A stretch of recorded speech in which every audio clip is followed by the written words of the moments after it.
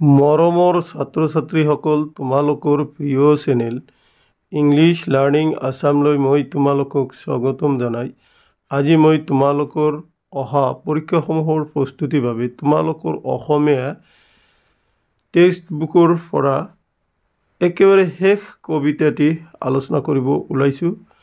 আজিৰ কবিতাটিৰ নাম হ'ল কৰ্ণতম, যিটো ডক্টৰ নিৰ্মল প্ৰভা বৰদলৈয়ে ৰচনা কৰিছিল।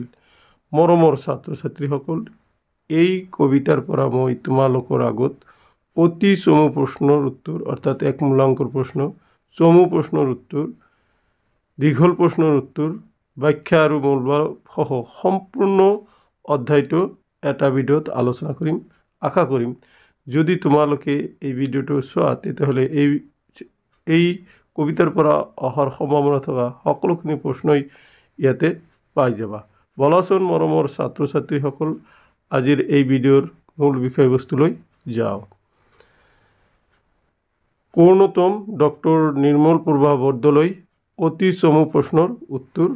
1 নম্বৰ পাঠভিত্তিক প্ৰশ্ন। পোনপ্ৰথমতে মই তোমালোকৰ আগত পাঠভিত্তিক প্ৰশ্নসমূহ আলোচনা কৰিম। তাৰপিছত 2012 চনৰ পৰা 2024 বৰ্ষলৈ পৰীক্ষাত অহা প্ৰশ্নসমূহ আলোচনা কৰিম। তাৰপিছত প্ৰি ফাইনেল এক্সামিনেশ্যনৰ কুৱেশ্যনসমূহো, লগতে মডেল কুৱেশ্যন বেংক যিটো কাউন্সিলে প্ৰস্তুত কৰিছে তাৰ প্ৰশ্নসমূহ আলোচনা কৰিম। সেই হেতুকে মই তোমালোকক ক'ব পাৰোঁ যে এই অধ্যায়ৰ পৰা তোমালোকৰ 100% কুৱেশ্যন অহা পৰীক্ষাসমূহত সহায় কৰিব। ঠিক তেনেকৈ এই অধ্যায়টিৰ বিষয়বস্তুখিনি ৰচনা কৰা হৈছে। প্ৰশ্ন 1, নিৰ্মল প্ৰভা বৰদলৈৰ প্ৰথম কবিতা পুথিখনৰ নাম কি? এইটো তোমালোকৰ 2012, 2011, 2014 আৰু 2017 বৰ্ষত আহিছিল। উত্তৰ হ'ব বন ফৰিঙৰ ৰং। প্ৰশ্ন 2লৈ আহা। 2 নং প্ৰশ্নত কোৱা হৈছে, নিৰ্মল প্ৰভা বৰদলৈয়ে কোনখন পুথিৰ বাবে সাহিত্য একাডেমী বঁটা লাভ কৰিছিল? 2015 চনত আহিছিল। উত্তৰ সুদীৰ্ঘ দিন আৰু ঋতুৰ বাবে 1983 চনত। 3, কৰ্ণতম কবিতাটো কবিৰ কোনখন কবিতা পুথিৰ পৰা সংকলিত হৈছে? 2018 আৰু 2016 বৰ্ষত প্ৰশ্নটো আহিছিল। দিনৰ পাছত দিন। 4 নম্বৰ, কৰ্ণতম কোন শ্ৰেণীৰ কবিতা? উত্তৰ আধুনিক কবিতা। প্ৰশ্ন 5, নিৰ্মল প্ৰভা বৰদলৈৰ কবিতাৰ এটি বৈশিষ্ট্য লিখা। উত্তৰ নিৰ্মল প্ৰভা বৰদলৈৰ কবিতাৰ এটি বৈশিষ্ট্য হ'ল নগৰীয়া জীৱনৰ প্ৰতি বিদ্বেষ আৰু গাঁৱলীয়া জীৱনৰ প্ৰতি আকৰ্ষণ। নিৰ্মল প্ৰভা বৰদলৈৰ কবিতাৰ এটি বৈশিষ্ট্য। তাৰ মানে কি, নিৰ্মল প্ৰভা বৰদলৈয়ে তেওঁ নগৰীয়া জীৱন ভাল পোৱা নাছিল, কিন্তু তেওঁ গাঁৱলীয়া জীৱনক তেওঁ কি খুব ভাল পাইছিল। এইটোৱে আছিল তেওঁৰ কবিতাৰ বৈশিষ্ট্য। এইখিনিতে মই তোমালোকক উল্লেখ কৰিব খুজিছোঁ যে তোমালোকৰ প্ৰিয় চেনেল ইংলিছ লাৰ্ণিং আছামে ইতিমধ্যে তোমালোকৰ আগত তোমাৰ বাকী উভতি নোহোৱাৰ কবিতাৰ বাহিৰে গোটেইখিনি কবিতা তোমালোকৰ প্ৰিয় চেনেলত আলোচনা কৰি আপলোড কৰিছে। ঠিক সেইদৰে গদ্যভাগৰ পৰা গোটেইখিনি গদ্যভাগ মাথোন তোমালোকৰ লাষ্টৰ বৈজ্ঞানিক চিন্তাধাৰা আৰু চলচ্চিত্ৰ, সেই দুটাও তোমালোকে 2 দিনৰ ভিতৰতে পাই যাবা। এতিয়া মই তোমালোকৰ আগত পৰীক্ষাত অহা প্ৰশ্নসমূহৰ উত্তৰসমূহ আলোচনা কৰিম। প্ৰশ্ন 6, কৰ্ণতম কবিতাটিত কবিয়ে মাতৃৰ স্মৃতি কেনেকৈ জাগ্ৰত হয় বুলি উল্লেখ কৰিছে? 2023 বৰ্ষত আহিছিল। উত্তৰ দোকানৰ ঝাপ ভঙা গামোচাৰ সুবাসত। প্ৰশ্ন 7, কৰ্ণতম কবিতাটিৰ আধাৰ লোকজীৱন। কথাষাৰ শুদ্ধনে? 2022 বৰ্ষত আহিছিল। শুদ্ধ। তাৰপিছত 8 নম্বৰ প্ৰশ্নটো হ'ল, নিৰ্মল প্ৰভা বৰদলৈৰ 2খন গৱেষণামূলক গ্ৰন্থৰ নাম লিখা। 2020 চনত আছিল। উত্তৰ দেৱী, শিৱ আৰু সূৰ্য। প্ৰশ্ন 9, নিৰ্মল প্ৰভা বৰদলৈয়ে গুৱাহাটী বিশ্ববিদ্যালয়ৰ কোনখন আসনৰ অধ্যাপিকা হিচাপে অৱসৰ গ্ৰহণ কৰিছিল? 2013 চনত আহিছিল। উত্তৰ জৱাহৰলাল নেহৰু আসনৰ বাবে। 10 নম্বৰ, নিৰ্মল পূৰ্বা বৰদলৈৰ ৰচনা কৰা এখন গীতৰ সংকলনৰ নাম লিখা 2012 বৰ্ষত আছিল সোণ বৰণীয়া আই আৰু সুৰীয়া মাত। এইখিনি আছিলে HS ফাইনেল এক্সামিনেশ্যনত অহা প্ৰশ্নসমূহৰ সমাধান। এতিয়া মই তোমালোকৰ আগত প্ৰি ফাইনেল পৰীক্ষাত অহা প্ৰশ্নসমূহ আলোচনা কৰিম। এইখিনিতে এটা কথা জনাব খুজিছোঁ যে তোমালোকৰ প্ৰিয় চেনেল ইংলিছ লাৰ্ণিং আছামে তোমালোকৰ সুবিধাৰ বাবে হোৱাটছএপ গ্ৰুপ এখন মুকলি কৰিছে আৰু সেইটোৰ লিংক এই ভিডিঅ'ৰ ডিছক্ৰিপশ্যনত দিয়া আছে, তাতে গৈ তোমালোকে জইন হ'ব পাৰিবা। প্ৰশ্ন 11, নিৰ্মল পূৰ্বা বৰদলৈয়ে ৰচনা কৰা এখন কবিতা পুথিৰ নাম লিখা। উত্তৰ সমীপ এখু অন্তৰঙ্গ বাৰ। সুবাস শব্দটোৰ অৰ্থ কি? ভাল গন্ধ বা সুগন্ধ। কোনতম কবিতাটিৰ আধাৰ কি? উত্তৰ লোকজীবনেৰ আধাৰ। এতিয়া মই তোমালোকৰ আগত অতিৰিক্ত প্ৰশ্নসমূহ আলোচনা কৰিম। 14, ডক্টৰ নিৰ্মল পূৰ্বা বৰদলৈয়ে অসম সাহিত্য সভাৰ কোনখন অধিৱেশনত সভাপতিত্ব কৰিছিল? উত্তৰ দুধনৈ অধিৱেশনত 1991 চনত। 15, ডক্টৰ নিৰ্মল পূৰ্বা বৰদলৈয়ে ক'ত জন্মগ্ৰহণ কৰিছিল? উত্তৰ শিৱসাগৰত। 16 নম্বৰ, ডক্টৰ নিৰ্মল পূৰ্বা বৰদলৈয়ে কিহৰ গন্ধত দেউতাকক বিচাৰি পায়? 2017 বৰ্ষত আহিছিল। উত্তৰ আহিনৰ পথাৰৰ গন্ধত। 17 নম্বৰ, কবিয়ে কিহৰ সংশয়ত ভুগিছে? উত্তৰ কবিয়ে নিজৰ অস্তিত্ব সংশয়ত ভুগিছে। 18 নম্বৰ প্ৰশ্নলৈ আহা। 18 নম্বৰ প্ৰশ্নত কৈছে কোন চনত ডক্টৰ নিৰ্মল পূৰ্বা বৰদলৈৰ জন্ম হৈছিল? উত্তৰ 1933 চনত। 20 নম্বৰ, ডক্টৰ নিৰ্মল পূৰ্বা বৰদলৈয়ে কোন মহাবিদ্যালয়ৰ পৰা BA পৰীক্ষাত উত্তীৰ্ণ হৈছিল? উত্তৰ সন্দিকৈ ছোৱালী মহাবিদ্যালয়ৰ পৰা। 20 নম্বৰ প্ৰশ্নলৈ আহা। 20 নম্বৰ প্ৰশ্নত কৈছে কোন চনত ডক্টৰ নিৰ্মল পূৰ্বা বৰদলৈৰ মৃত্যু হয়? উত্তৰ 2004 চনত। মৰমৰ ছাত্ৰ ছাত্ৰীসকল, এইখিনি আছিলে 1 মূল্যাংকৰ প্ৰশ্ন আৰু তাৰ সমাধান। এতিয়া মই তোমালোকৰ আগত চমু প্ৰশ্নৰ উত্তৰ অৰ্থাৎ 2 মূল্যাংকৰ প্ৰশ্নৰ উত্তৰসমূহ আলোচনা কৰিম। চমু প্ৰশ্নৰ উত্তৰ 2 বা 3 নম্বৰৰ পাঠভিত্তিক প্ৰশ্ন। প্ৰশ্ন 1, নিৰ্মল পূৰ্বা বৰদলৈৰ 3খন কবিতা পুথিৰ নাম লিখা। 2020 চনত আহিছিল। বন ফৰিঙৰ ৰং, দিনৰ পাছত দিন, সমীপ এখু, অন্তৰঙ্গ, সুদীৰ্ঘ দিন আৰু ঋতু। 2 নম্বৰ, নিৰ্মল পূৰ্বা বৰদলৈৰ 2খন গীতৰ পুথিৰ নাম লিখা। 2018-2016 চনত প্ৰশ্নটি আহিছিল। সোণ বৰণীয়া আই আৰু সুৰীয়া মাত। 3 নম্বৰ, নিৰ্মল পূৰ্বা বৰদলৈৰ গৱেষণামূলক গ্ৰন্থ 3খনৰ নাম লিখা। 2023, 2015, 2014 বৰ্ষত আহিছিল। উত্তৰ দেৱী, শিৱ আৰু সূৰ্য। 4 নম্বৰ প্ৰশ্ন, কোনতম আৰু সুবাস শব্দ দুটাৰ অৰ্থ কি? উত্তৰ কোনতম শব্দৰ অৰ্থ হ'ল অধিক দুখজনক আৰু সুবাস শব্দৰ অৰ্থ হ'ল ভাল গন্ধ বা সুগন্ধ। 5 নম্বৰ, কোনতম কবিতাৰ আধাৰত আধুনিক কবিতাৰ দুটা বৈশিষ্ট্য লিখে। কোনতম কবিতাৰ আধাৰত আধুনিক কবিতাৰ দুটা বৈশিষ্ট্য হ'ল ক, আধুনিক কবিতা নগৰীয়া জীৱনৰ প্ৰতি বিদ্বেষভাৱ আৰু গাঁৱলীয়া জীৱনৰ প্ৰতি আকৰ্ষণ প্ৰকাশ পায়। খ, আধুনিক কবিতাত চুটি চুটি কাব্যিক বাক্য প্ৰয়োগ কৰা হয়। এইখিনি আছিলে 5টা পাঠভিত্তিক প্ৰশ্ন আৰু তাৰ সমাধান। এতিয়া মই তোমালোকৰ আগত পৰীক্ষাত অহা প্ৰশ্নসমূহ আলোচনা কৰিম। প্ৰশ্ন 6, কোনতম কবিতাটিৰ জৰিয়তে দেউতাক আৰু মাকৰ স্মৃতি কেনেকৈ জাগ্ৰত হয় বুলি কবিয়ে উল্লেখ কৰিছে? 2014, 2016, 2019 আৰু 2022 বৰ্ষত প্ৰশ্নটি আহিছিল। উত্তৰ আহিনৰ পথাৰৰ গন্ধ পালে কবিৰ পিতৃৰ স্মৃতি জাগ্ৰত হয়, কাৰণ কবিৰ পিতৃ কৃষক আছিল। সেইদৰে দোকানৰ ঝাপ ভঙা গামোচাৰ সুবাসে কবিৰ মনত মাতৃ স্মৃতি জাগ্ৰত কৰে। কবিৰ মাতৃ শিপিনী আছিল। এতিয়া প্ৰশ্ন 7 নম্বৰলৈ আহা। আহিনৰ পথাৰত গন্ধত কবিয়ে কাক কেনেভাৱে পোৱা যেন অনুভৱ কৰে? 2017 আৰু 2014 বৰ্ষত আহিছিল। উত্তৰ, আহিনৰ পথাৰৰ গন্ধ পালে কবিৰ পিতৃৰ স্মৃতি জাগ্ৰত হয় আৰু পিতৃক ওচৰতে পোৱা যেন অনুভৱ কৰে।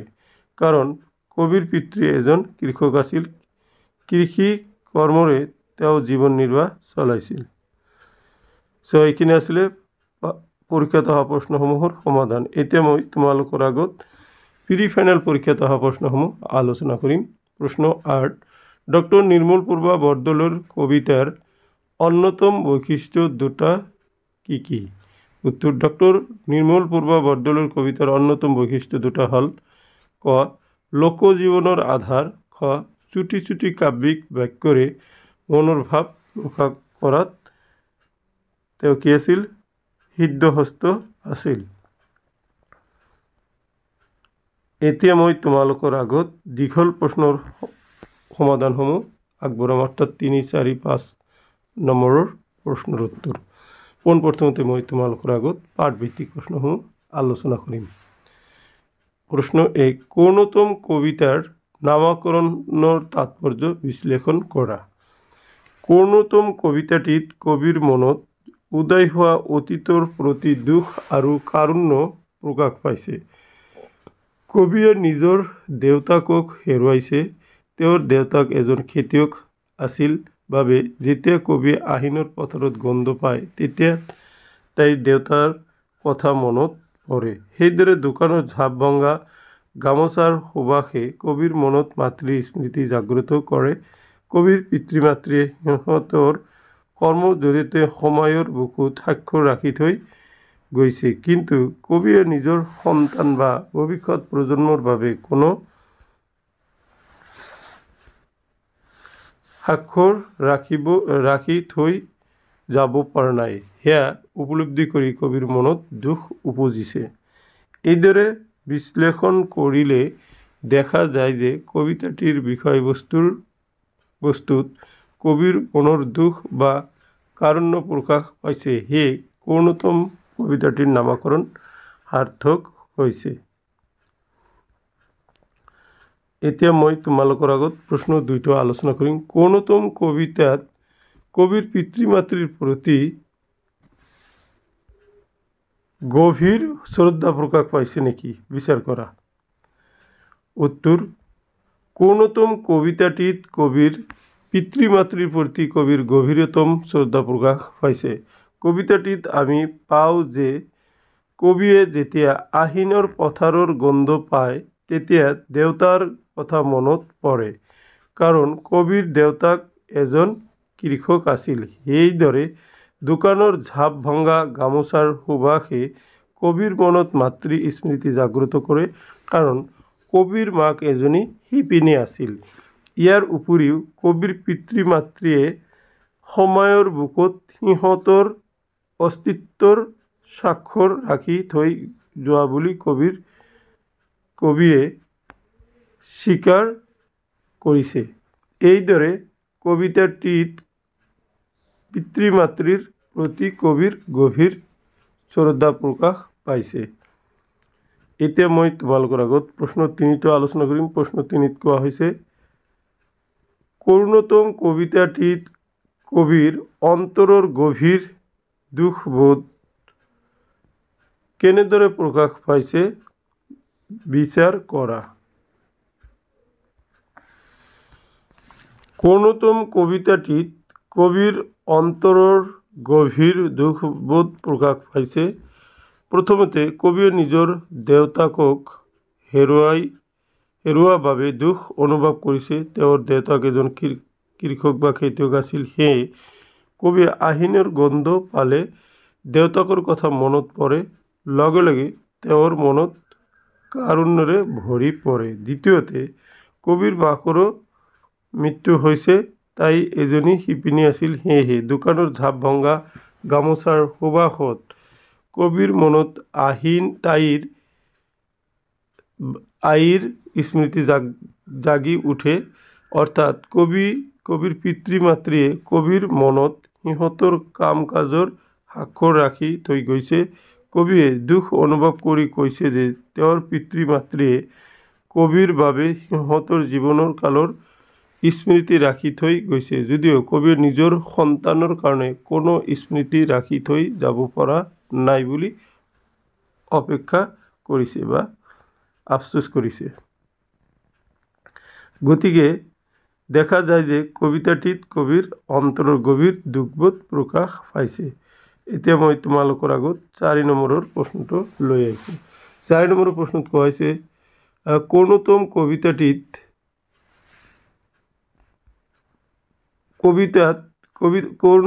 কবিতাত প্ৰকাৰান্তৰে গ্ৰাম্য জীৱন আৰু নগৰীয়া জীৱনৰ সংঘাতৰ চিত্ৰ অংকন হোৱা বুলি ক'ব পাৰি নেকি? বিচাৰ কৰা। এতিয়া দেখা, কোনতম কবিতাত প্ৰকাৰান্তৰে গ্ৰাম্য জীৱন আৰু নগৰীয়া জীৱনৰ সংঘাতৰ চিত্ৰ প্ৰকাশ হোৱা বুলি ক'ব পাৰি, কাৰণ কবিয়ে গ্ৰাম্য জীৱনৰ প্ৰতি এক শ্ৰদ্ধাবোধ অনুভৱ কৰিছে।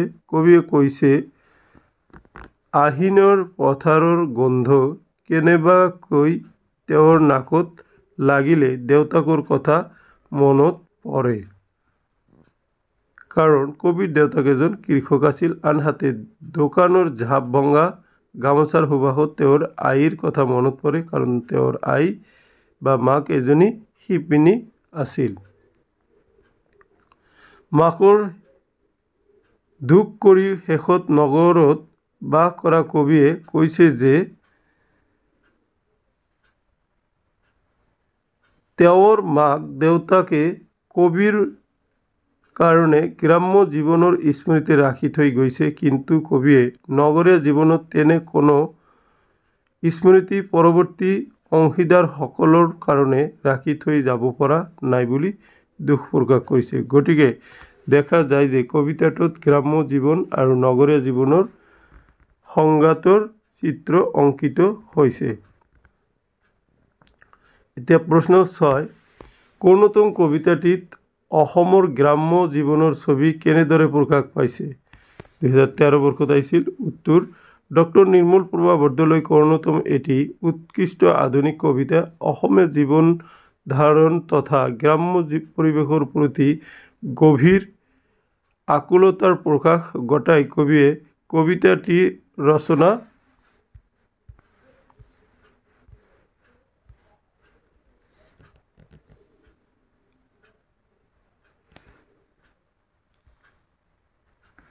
কৰিছে। কবিয়ে কবিতাটি ৰচনা কৰিছে। আহিনৰ পথাৰৰ পৰা বাঢ়ি অহা সেউজীয়া গোন্ধ নাকত লাগিলেই যেন কবিৰ গ্ৰাম্য কৃষকসকললৈ মনত পৰে খেতি কৰি জীৱিকা নিৰ্বাহ কৰা কৃষক দেউতাক।